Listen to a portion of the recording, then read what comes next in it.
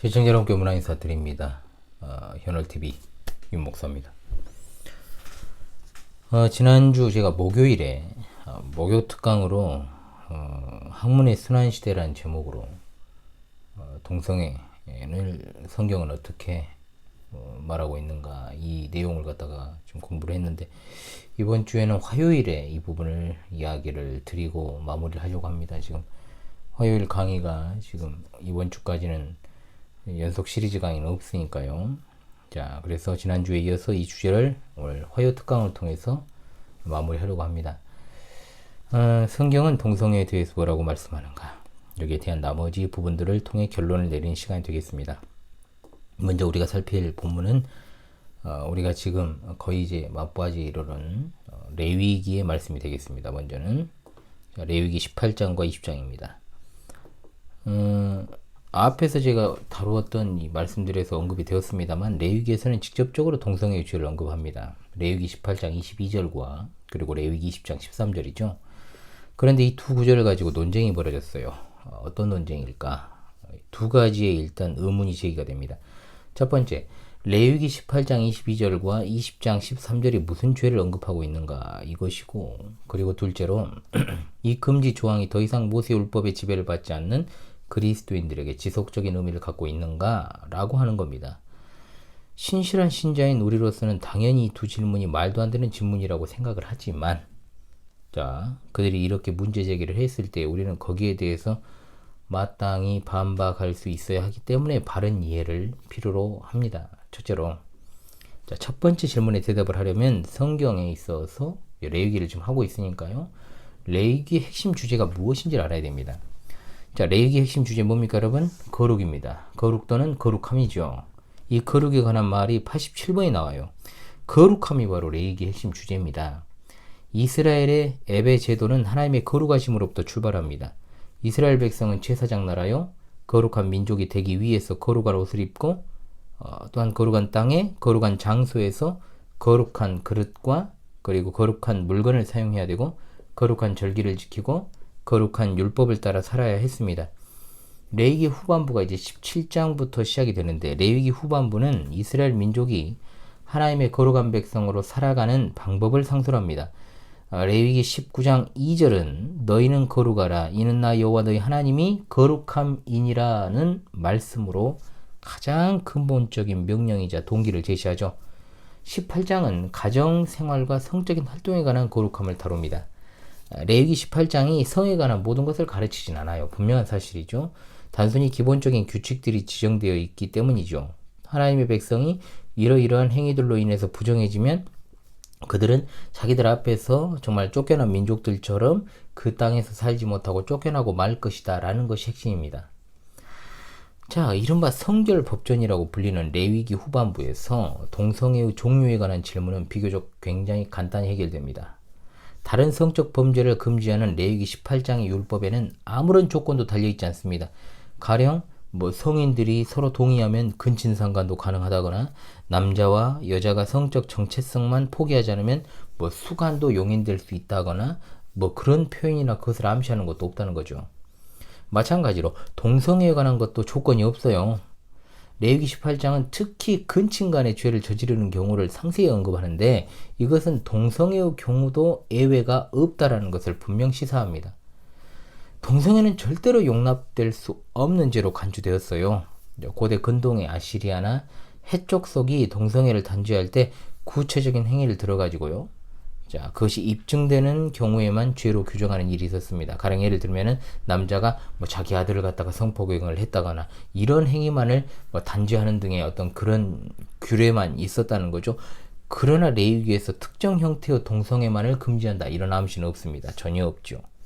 결정적으로 레위기 18장 22절과 20장 13절은 죄를 묘사하면서 자연스럽게 창조 질서를 상기시킵니다. 남자의 나이가 많냐 적으냐, 그저 남자라고만 말하죠. 남자가 여자와 동침하듯 남자와 동침해서는 안 된다. 특히 여자와 동침함 같이라는 말은 정말 중요합니다. 여러분, 이 말은 여러분, 하나님께서 남자의 갈빗대로 여자라는 배필을 만들어서 그를 보완하게 하신 창세기 2장의 내용을 떠올리게 하죠. 모세를 통해서 하나님께서 기록하게 하신 율법이 동성애를 절대적으로 금하는 것은 남자와 다른 남자가 아닙니다. 남자와 여자가 성관계를 맺도록 하나님께로부터 창조되었기 때문입니다. 참여자가 서로 합의했는지 아니면 성인인지 뭐 중요하지 않습니다. 남자와 남자라는 것이 강조되었을 뿐입니다. 레위기 20장 13절에 둘 다 가증한 일을 행함인직이라는 문구는요, 동성애 행위에서 적극적인 역할을 한 사람과 소극적인 역할을 한 사람 둘 다 탑과 바텀을 이야기하는 건데, 자, 모두 다 단죄하는 완곡한 표현이에요. 동성애는 두 사람 모두 죽음의 형벌을 받아야 됩니다. 가령 남자에게 강간당한 여자는 형벌을 내리지 않았습니다. 동성애도 가해자만 사형을 당해야 하는 것이 옳은 것처럼 보이지만 레위기는 바람직하지 않은 동성애 욕구를 금지하는 차원을 넘어서 했어요. 왜냐? 이스라엘은 거룩해야 하는데 그것은 하나님께서 거룩하시기 때문이다. 그리고 거룩한 하나님의 백성은 근본적으로 다른 성윤리를 따르는 주변 민족과는 다른 문화를 추구해야 됩니다. 즉 이스라엘은 모든 형태의 동성애를 절대적으로 금지해야 한다는 거죠. 하나님께서 에덴 동산에서 확립하신 성행위의 원칙은 가까운 친척이나 다른 남자의 아내나 어떤 동물과의 교합이 아니며 두 남자나 두 여자의 교합도 아니고 오직 한 남자와 한 여자의 결합입니다. 창세기의 원칙이 레위기에서도 고스란히 반영되었음을 기억합시다. 자, 두 번째 질문은 레위기 18장 22절과 20장 13절이 금하는 죄가 여전히 오늘날에도 유효하냐 이 말이죠. 자, 그대로 말합니다. 누가? 동어론자들은요. 지금 두 종류의 천으로 직조된 옷을 안 입지 않냐? 빌려준 돈에 이자를 붙이는 것 같은 것은 해도 되고 안 해도 되는 것 아니냐? 그런데 왜 이 두 구절만 오늘날 교회에 유효하냐는 식으로 이야기하느냐 이런 거죠. 쉽게 말하면 논리적으로. 그러나 이런 물타기 작전은요, 그들이 항상 성경의 특정 구절을 이용할 때 사용하는 매우 고전적인 방식입니다. 레위기 18장 22절과 20장 13절을 무시할 수 없는 이유, 곧 이 계명을 하나님의 불변하시는 도덕적 의지의 표현으로 받아들여야 되는 것은 그 이유는 너무나도 많아요. 자, 첫 번째로 예수님을 믿는 신자라면 모세를 통해 하나님께서 주신 계명이 오늘날에 적절하지 않다는 그런 생각 절대 해서는 안 됩니다. 예수님께서 친히 말씀하셨잖아요. 율법의 가장 작은 계명 하나라도 결코 없어지지 않을 것이다라고 분명하게 말씀하지 않습니다. 말씀하지 않으십니까? 구약 성경을 폐하는 것이 아니라 완전하게 하신다고 했어요. 옛 언약과 새 언약은 그 삶은 달라요. 가령 모든 음식이 정하고 절기를 준수하는 것이 선택 사항이며 성전과 제사장과 희생제물이라는 제사제도 종결되었지 않습니까? 예수님은 그 성경을 그 의도된 목적에 따라서 바르게 해석하심으로 그걸 완성하신 거예요. 그러나 이것은 레위기의 계명들이 폐지되었다는 뜻이 아닙니다. 엄밀하게 말하면 구약 성경에서 폐지된 것은 하나도 없습니다. 모든 성경이 하나님의 감동으로 되었으며 교훈과 책망과 바르게 함과 의로 교육하기 유익하지 않습니까? 성도를 유익하게 한다는 거죠. 심지어 우리는 성막이나 성전 제사를 통해서도 우리 예수 그리스도를 발견하지 않습니까? 구약 성경의 모든 율법은 하나님의 성품과 우리의 순종을 말합니다. 레위기 18장 22절과 20장 13절이 하나님이 동성애 행위를 금하신다는 의미로 안 보려면 구약 성경을 무시한 채 섣불리 주장만 내세울 것이 아니라 성경을 통해서 그것을 증명해야 되지 않겠습니까? 자, 둘째로 신약 성경 어디에도 레위기 계명을 불분명하게 여기거나 또는 부차적인 것으로 취급한데 된다 뭐 이런 식으로 이야기하지 않습니다. 예수님께서는 레위기 19장 18절에 내 이웃 사랑하기를 내 자신같이 사랑하라는 말씀을 무려 10번이나 인용하고 계십니다. 바울 사도와 베드로 사도도 레위기를 4차례나 인용을 하고 있죠. 신약 성경의 기자들 레위기를 갖다가 거룩함을 가르치는 책으로 간주해서 주저하지 않고 그 안에서 교훈과 공고를 찾았어요. 바울 사도는 고린도전서 5장에서 율법을 근거로 근친 상간을 단죄했지 않습니까? 고린도전서 6장에서는 율법을 근거로 동성애를 죄로 언급합니다. 바울 사도를 비롯한 구약 성경의 성윤리가 그대로 초대교회에 영향을 미쳤고 분명 율법은 적법하게 쓰면 선하다라고 말씀하고 있습니다. 그리고 세 번째, 바울이 사용한 남색하는 자.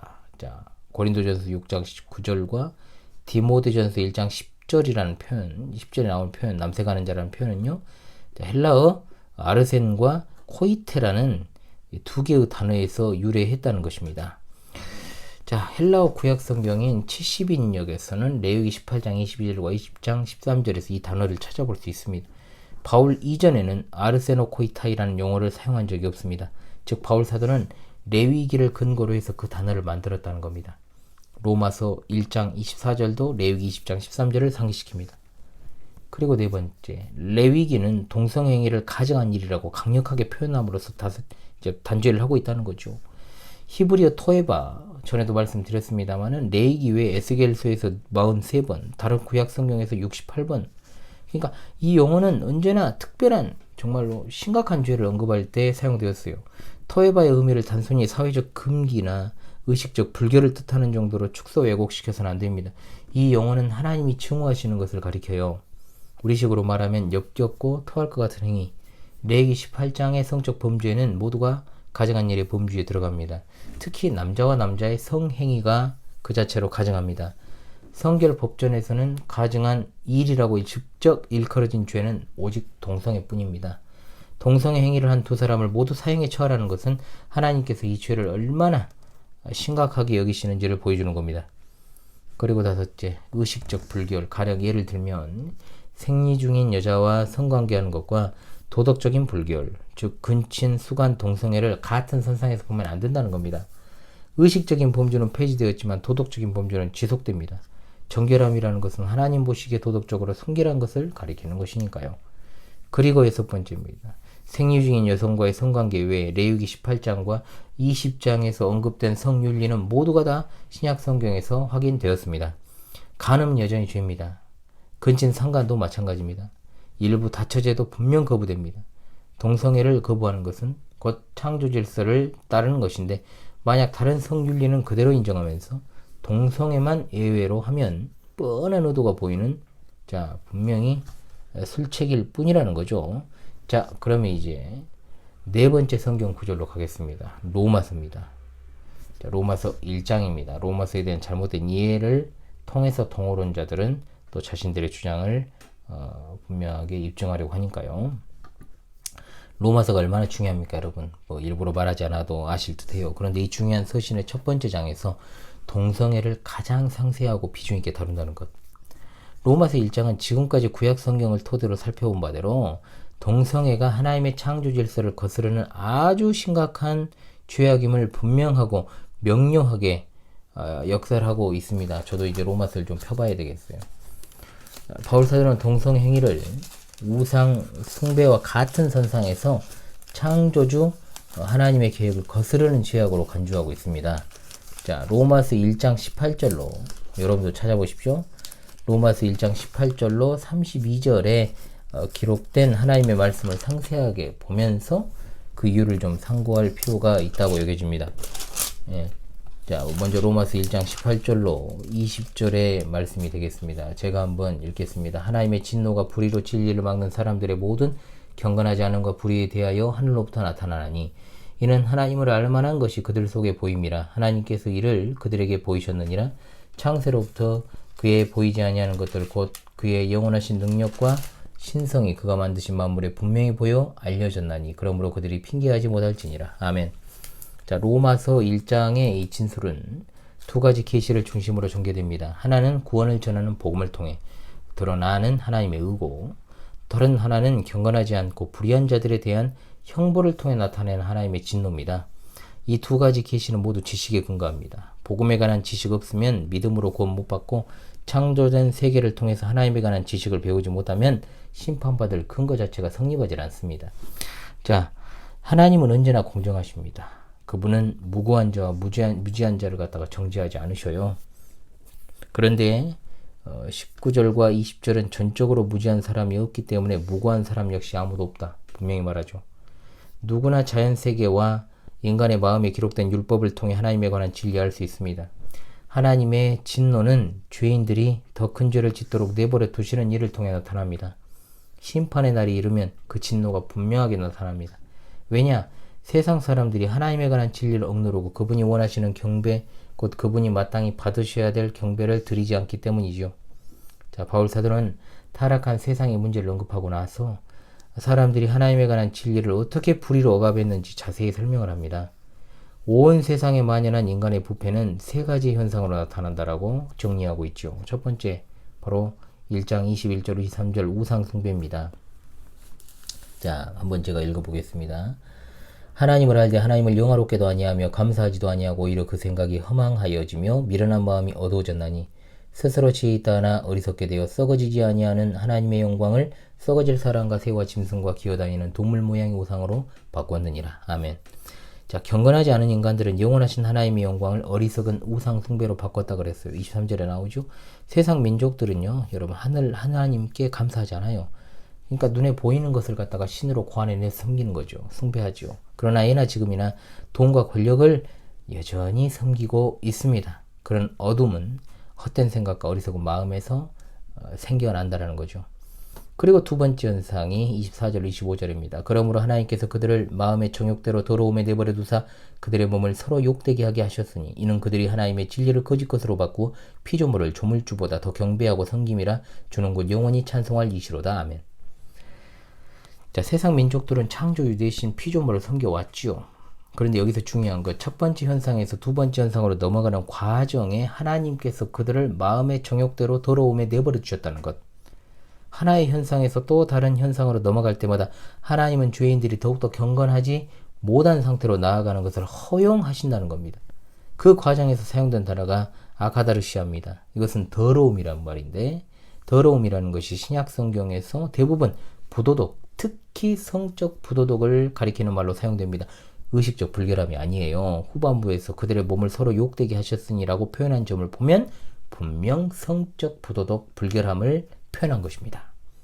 자, 세 번째 현상은 26절, 27절입니다. 부끄러운 정욕에 빠지는 것이죠. 이 때문에 하나님께서 그들을 부끄러운 욕심에 내버려 두셨으니 곧 그들의 여자들도 순리대로 쓸 것을 받고 영리로 쓰며 그와 같이 남자들도 순리대로 여자 쓰기를 버리고 서로 향하여 음욕이 부릴 듯하며 남자가 남자와 더불어 부끄러운 일을 행하여 그들의 그릇 때문에 상당한 보응을 그들 자신이 받았느니라. 아멘.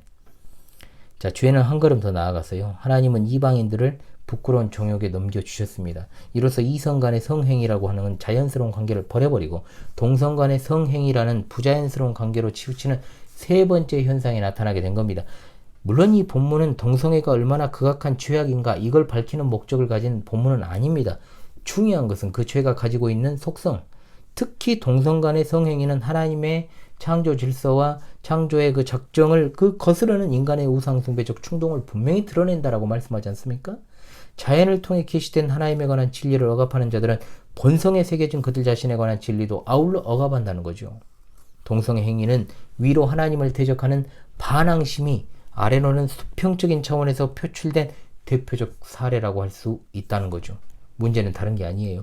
남자와 여자라는 자연스러운 관계를 동성이라는 부자연스러운 관계로 바꾼 것이 문제라 이 말이죠.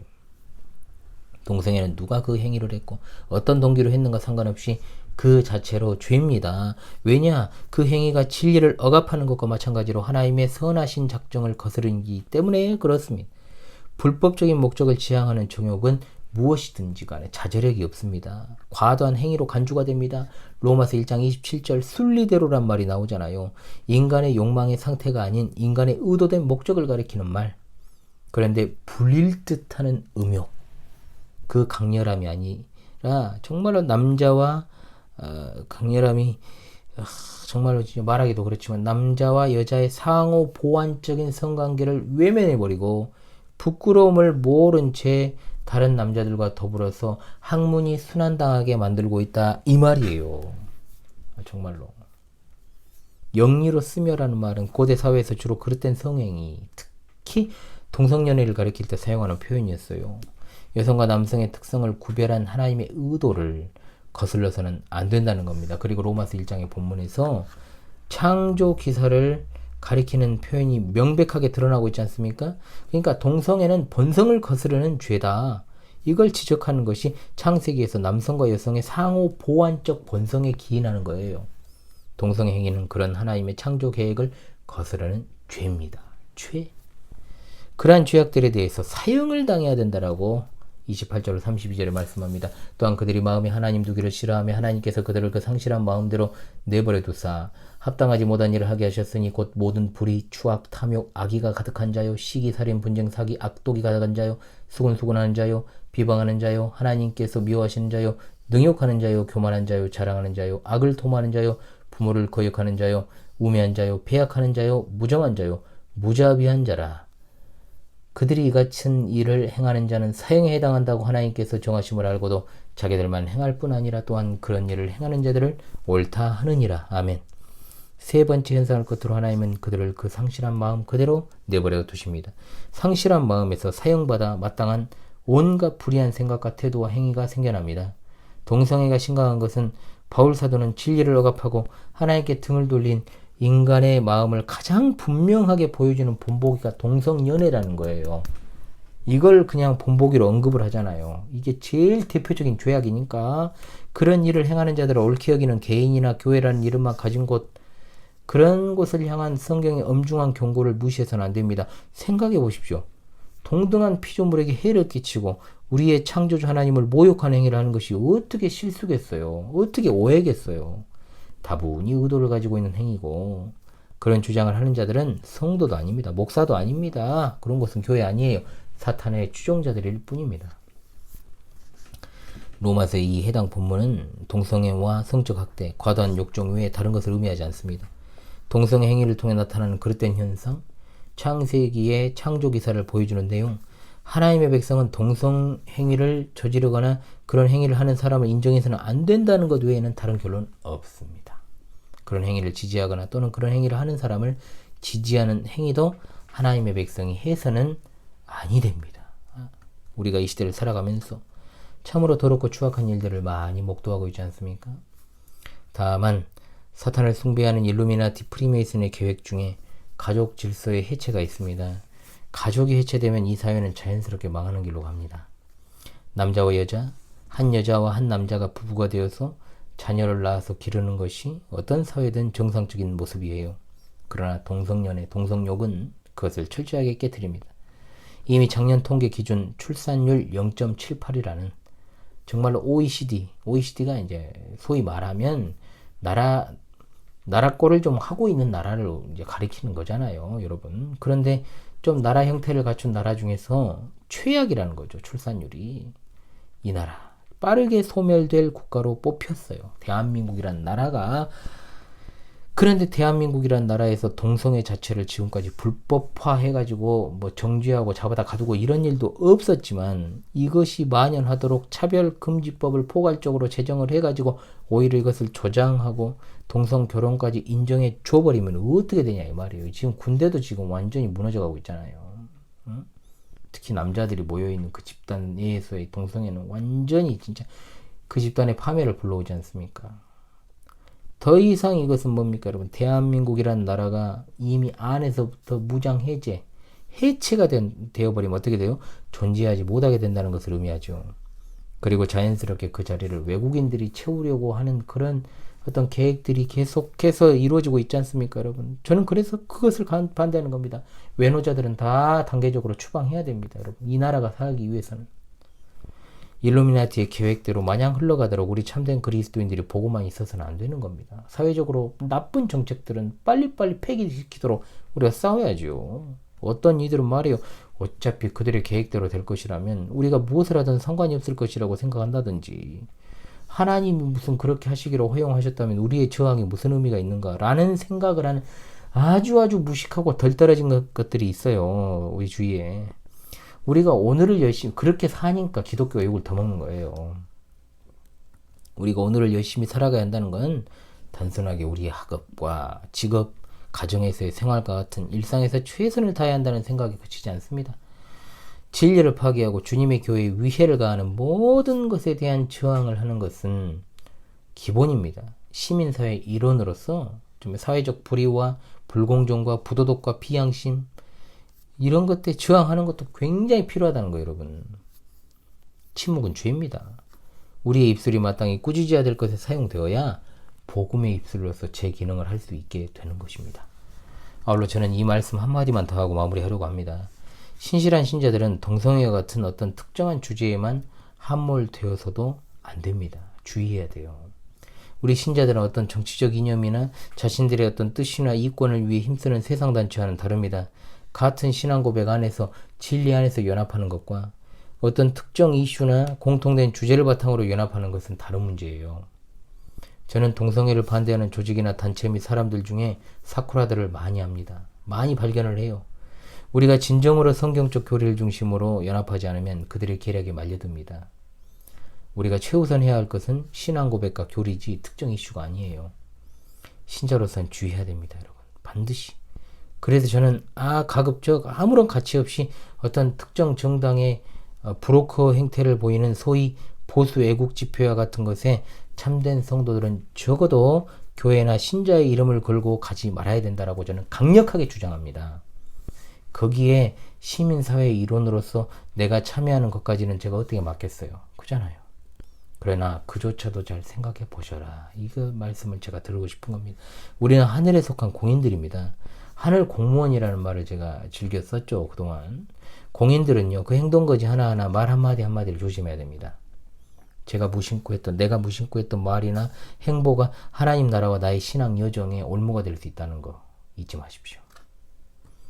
자, 이번 주 화요일에는 지난주 목요일에 제가 일부를 진행했었던 동성연애, 동성용에 대해서 하나님께서 어떻게 말씀을 하고 계시는가, 성경이 뭐라고 말하는가에 대해 공부하는 시간을 가졌습니다. 신실한 하나님의 백성으로서 끝까지 서시고요. 반드시 반대하고 끝까지 반대해야 될 것들에게 저항하고 이 사회가 바르게 서기를 위해서 우리가 끝까지 저항하고 힘쓰는 참된 그리스도인들이 다 되어야 될 줄로 믿습니다.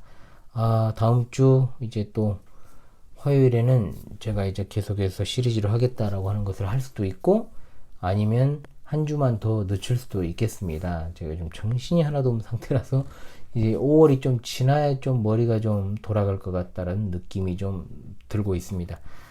여러분 지금까지 지난 목요 특강에 이어서 화요 특강의 현월TV 윤목사였습니다. 여러분 강의 들으시느라 수고하셨습니다.